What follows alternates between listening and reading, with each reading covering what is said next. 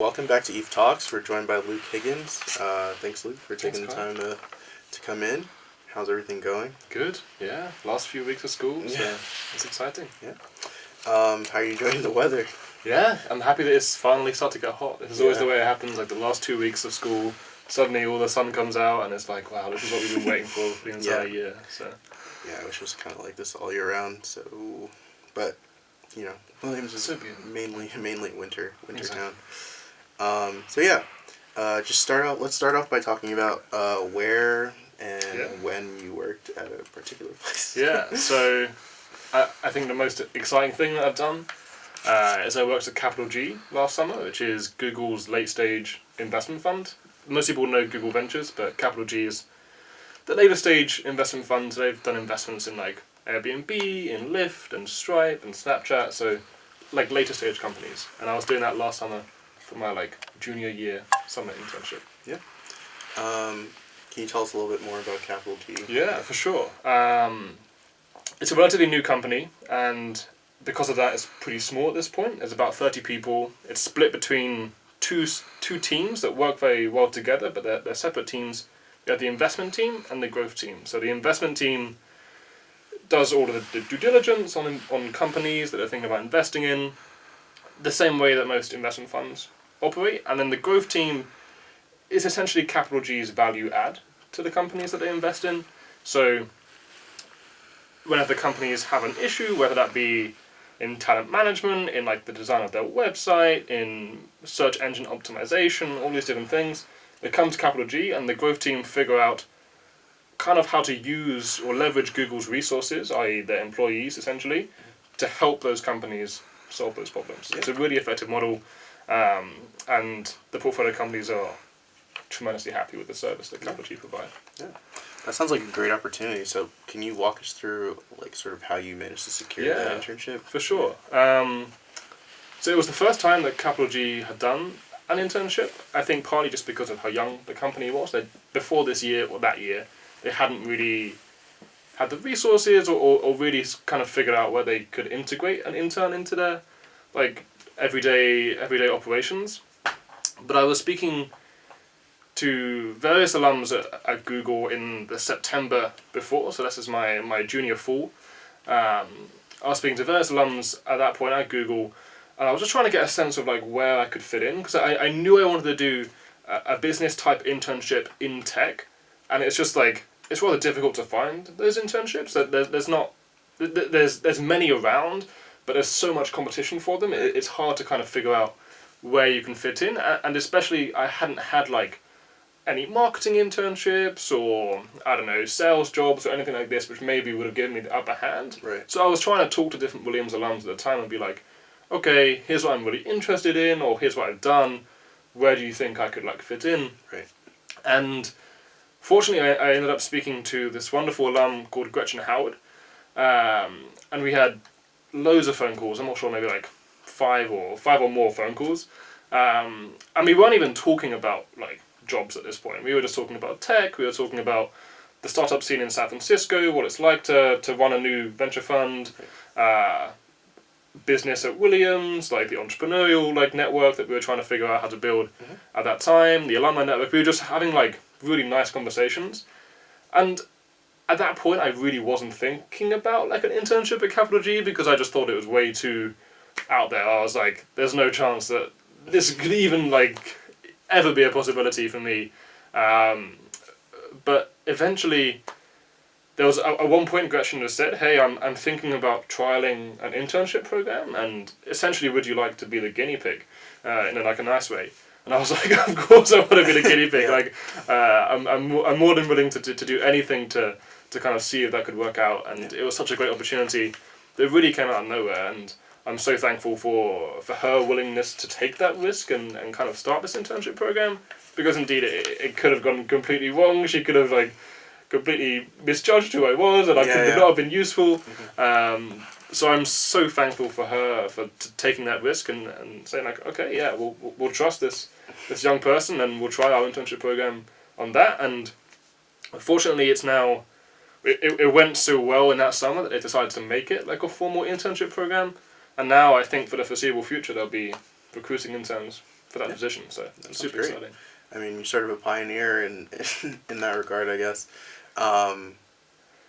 So I guess, upon sort of, I guess, receiving that offer, accepting it, what were some of your concerns, I guess, in going into a position you noted before that you were kind of scared, like you didn't know if you had the qualifications and things like that?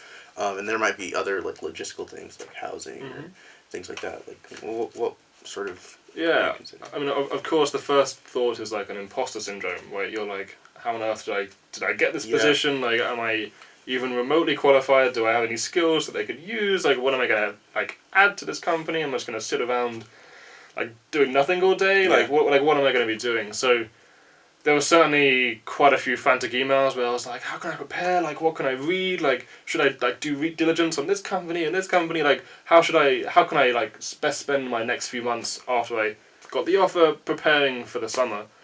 And in reality, like, there wasn't too much that I could do at that point, and they made that very clear. They weren't making me do loads of extra work beforehand and be prepared. They were just like, don't worry, like, we'll figure it out when you get here. There'll be plenty of work to do. Don't worry about doing extra stuff. So that kind of calmed my nerves on that front. Although I was still in the back of my head thinking, okay, like, how can I prepare for this? Like, I don't know what can I be doing. Like, I don't want to just turn up, be like, okay, so what am I doing? So I kind of took it upon myself to make sure I knew as much as I could about all the companies in the portfolio, because a lot of them. Most of them are in the public light. A lot of them have been covered by various like articles and stuff, so you can read a lot. So I made sure I was up to date on like what these companies were doing, whether they were moving into new places and like international offices and things like this. And like Snapchat is obviously very popular, so make sure you're just like on top of the easy things that you can do, so that when I got to the company, I could kind of integrate with like the lingo of the company. I think that's really important.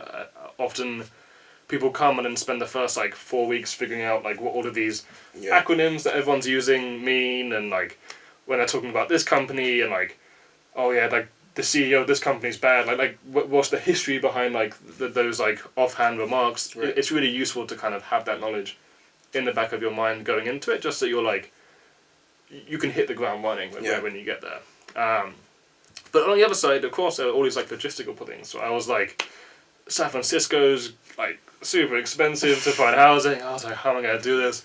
And at first I was kind of like scoping around to see if there's any like people in my grade and stuff who maybe knew people who had like a spare house, or even if they had not a spare house but like a spare room, or even if they had a spare room. And it kind of worked that way. I ended up speaking to one person who put me into an email chain of like a book club in San Francisco, and then it was like, hey, here's what we're reading this week, and also there's this guy who is looking for housing in San Francisco. Anybody know any space? And then suddenly somebody popped up and was like, hey, yeah, like we have this room that we're thinking about renting out on Airbnb. Would you like to try it? So once again, I was a guinea pig for these people who were doing this Airbnb.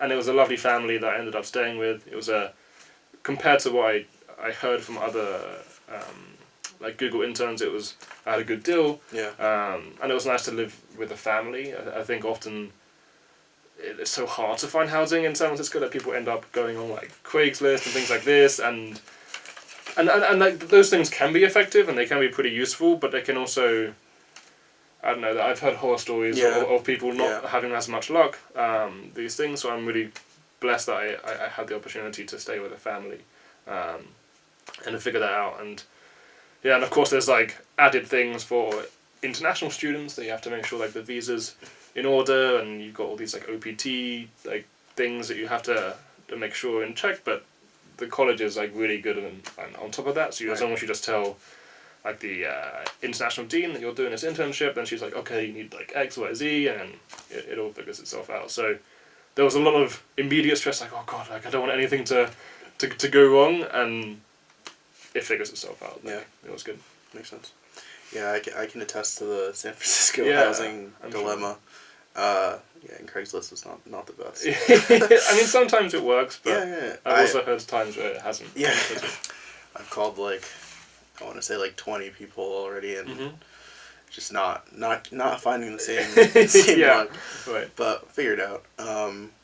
So yeah, no, this sounds like a great experience. So can you walk us through sort of like a day-to-day experience would look like at Capital G? Yeah. It might be useful to take a step back. So most Google internships are structured in a way where you have one project that lasts the entire time, and then a few like sub projects, and that's kind of how you're evaluated. And then for normal, they're called bold interns. That's how they kind of judge. Are we going to give you a return offer? Are you going to come back next year? Do we not want you? And so on. But because I was the first one with Capital G, and I was part of this bold program, they had done a good job on like integrating me into the bold program, but we wasn't sure how they're going to like fit that model. And so at the beginning we tried to do these big projects, or that they tried to say like, oh, here's a project that we're going to do for the entire time, and it turns out that it took me like 2 weeks to get it done. And it was just like, because it was the first time we had the internship, it was like none of us really know how to calculate how much time things would take. Right. And so after we determined that maybe that regular model wouldn't work as well, I essentially became it was a super privileged position. I was like the right hand man to anybody like on the teams, like both investment team and growth team. So I was doing, I don't know, anything from like website analytics to like coordinating between portfolio companies and Google employees, setting up phone calls, like leading phone calls and leading conversations between Google employees and portfolio companies. I was like doing research on, or diligence as it's called, on different companies that we were thinking about investing in when the investment team didn't have enough time to do that. I was trying to research different people that we could have for an event that we were planning, like a big event where you kind of invite different VCs in and different companies and so on. So I was doing all that stuff, and essentially what it became was like, no single day was the same as the next, and that made it super exciting. Like I would come in, and I speak to my direct report was Therese, and she would say like, okay, like here's what we got today, like a bit of a change from yesterday, but like here's what the main project is for today, and I would do that. And it was really independent. They put a lot of trust in me, and they were like we know you can do this. Like, just go away and do it. And I would contribute work to their workflow in the same way that any other employee would. And so I was really happy that they were trusting me to do that, because I know that some internships are kind of like, okay, like the intern does their work, right, and then we'll leave it to one side. But they were like integrating me into the workflow. They were making me make the presentations like alongside the other employees who were also making these presentations, making me do research, and like taking large chunks of work that really mattered for what they were doing, for the projects they were running, and trusting me to execute it well. So I was really happy that they gave me that opportunity. Yeah. Do you feel like your time at Williams prepared you for sort of that environment? Yeah, I mean, in terms of like identifiable skills, that's hard to say, because I'm not quite sure what specific skills I use there, except for like knowing how to use Excel and using how PowerPoint, but like naturally, right, like you can use those things. It was more an ability to learn fast, that I think Williams had equipped me well with, because here we're constantly under the pressure to keep learning and to change our mode of learning and to pick up things quickly. And I think that was probably the most valuable thing that I added to Capital G, because they were just throwing all different things at me, like, okay, Luke, we need this today, and we need you to do investment diligence tomorrow, we need you to plan this presentation tomorrow, we need to do this like data work today. And all of these things, they weren't necessarily really difficult tasks in themselves, but it was a lot of just like shitting to different sides of my brain. Right? So at one point being flicking like the design switch on, the next second like doing like heavy data analysis and things like that. And so just being willing and able to be dynamic in that moment was the most valuable thing that I took to the program, and for that, Williams has been incredibly useful, because given the liberal arts education that we have, we're forced to be very dynamic, right? And we have to be, and we embrace that. That's why we came here. And so when you're in a semester and you're doing a history class and a social class and a, I don't know, environmental studies class and a math class, all of those things, just by the nature of you having to constantly shift and adjust the way that you're thinking, is preparing you for these internships. Right. For sure. Yeah, no, I think that's key, and I think that a lot of people, I mean, it's not really clearly defined what a liberal arts education is here, and a lot of people have a lot of different definitions, but what we've heard are similar remarks from alumni as well, is that, you know, Williams prepares you in a way that other institutions just do not prepare you. Exactly, and everyone takes their own route to Williams education, and that's for sure, and honestly that's what makes Williams so fantastic. But I think what's a common theme throughout everyone's education, regardless of how you decide to construct it, is that you're like compelled to learn how to learn quickly. Yeah. Right? And learn how to adapt and be dynamic and think forward in all different subjects, regardless of whether that's your like forte or not. Yeah. So then one last question with capital G. Do you think that the reality of it all like sort of met your expectations? Mm-hmm. Absolutely. Bottom line, absolutely. Having said that, I don't really know what my expectations were going in. I had worked in different types of investment funds before, so I was expecting something similar, but I'd never worked in like a late stage quasi-private equity division. I'd never done that, so I wasn't quite sure how that looked like, but I had expectations based on conversations I'd had with alums and with like people in different grades, like upper grades, and so I kind of knew what to expect. But I think what I didn't expect from the internship was the trajectory that it set me on in terms of my career. So coming into this internships, I was thinking, okay, maybe I'm going to end up doing like an investment type role, and maybe I'll graduate and go into a bank and do like diligence and so on. But what I found, because I was working at this late stage VC fund, a lot of the value add that the Capital G and other similar companies have for these portfolio companies is not necessarily in like business analytics or strategy or like financial accounting and so on that, but rather it's like talent management. So it's helping the CEO through like a crisis, or determining what sort of things need to be addressed in terms of their talent management systems that are like currently in place, whether they need to like find a new CFO or a new CMO and so on. And these things I hadn't necessarily been made aware of in my previous internships, and that was the most rewarding thing, because I was like, wow, like I really find this stuff super interesting, and I really want to stay in this like investment space, but I don't really want to do the investment side. I want to do this like talent management stuff. Right. And so for Capital G to give me that opportunity and give me that eye-opening experience where I'm like, wow, like this is like what I love doing in school. This is what I love thinking about. I love thinking about behavior and like organizational behavior and the way people operate and think about their work whilst they're working. And I never knew how to like apply that into a professional setting. And then like having seen that, I was like, wow, like this is like where I can go now. Yeah.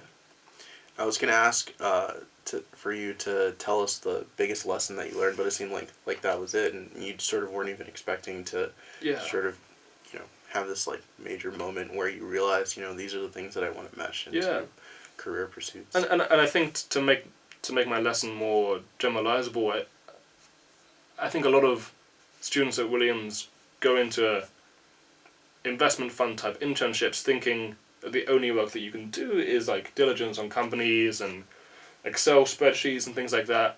But there's so much more that you can get from like working in an investment fund at this point in our career, because the exposure that you have to different companies and to different problems that those companies have is so much greater than necessarily just working for like one company in their sales team.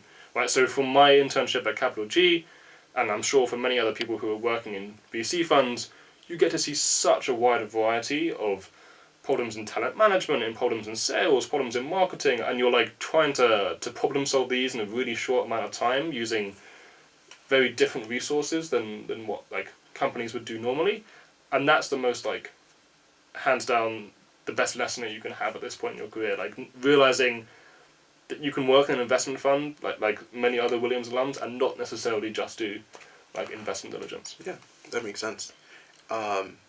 So, I mean, that sort of leads into the next question is there any advice that you would give to Williams students right now who are thinking about Capital G or maybe just Yeah. VC funds or even investing in general? Yeah. I don't like to be a spokesperson for investment type internships because I think my experience was really personal and it was pretty unique. But I do really encourage people to take the risk in acknowledging that an investment internship is not just diligence and there's a lot of other things that you could be doing.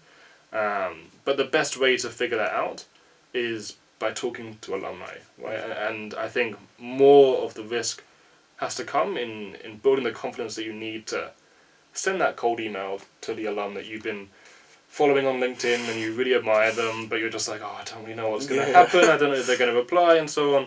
It's just worth constructing a short email, getting some advice from some older students who have done this like thing, and take that leap because you really don't know what's going to come out of it. And in my case, I was just reaching out to Gretchen for advice and trying to get an idea about where I could be like fitting in, and now it's probably changed the trajectory of my like first few years in my career just because of that one email. So I would certainly say that the biggest piece of advice that I can give is just be bold in your decisions to write emails to certain people. It sounds like a very like menial task, but I think it daunts a lot of underclassmen. It's scary. I think you're scared of rejection and you're scared of kind of jumping outside of the status quo in terms of like these certain companies come to Williams to recruit and so on, but the people that you'll be emailing, they probably won't ever come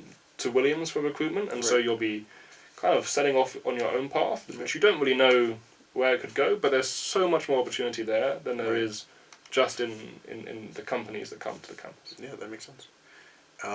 I will say that Luke introduced me to Gretchen, so I'll be working at Capital G this summer as a result of leveraging the student-to-student connection. You took that bold leap. Grateful for that. And is there anything else that you want to mention that we haven't covered? I think we covered a lot.